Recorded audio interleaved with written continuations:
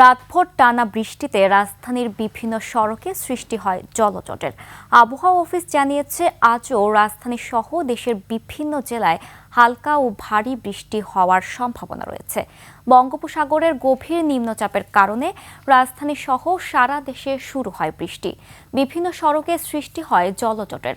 সড়কের খানাখন্দ ও বড় বড় গর্তে বৃষ্টির পানি জমে বাড়ে নগরবাসীর দুর্ভোগ। কালার এক্সপার্ট, জর্জ স্যাপ এবং মাইল্ড অন হ্যান্ডস টেকনোলজি সমৃদ্ধ অরিক্স ক্রিস্টাল ওয়াশ আপনার লন্ড্রি এক্সপার্ট। এছাড়া গভীর নিম্নচাপটি রাতে উপকূলীয় এলাকা অতিক্রম করার সময় জলোচ্ছ্বাসে প্লাবিত হয় নিম্নাঞ্চল। ভোলায় রিং বেড়িবাঁধ বাঁধ ভেঙে পানিবন্দী হয়ে পড়েন 15 গ্রামের মানুষ। বাগেরহাটের নদ নদীর পানি বেড়েছে।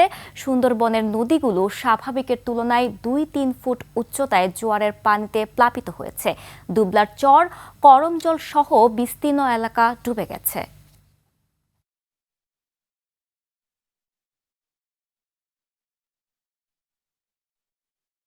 অনেক জায়গায় রাস্তাগুলো ভেঙে যাচ্ছে বৃষ্টির কারণে।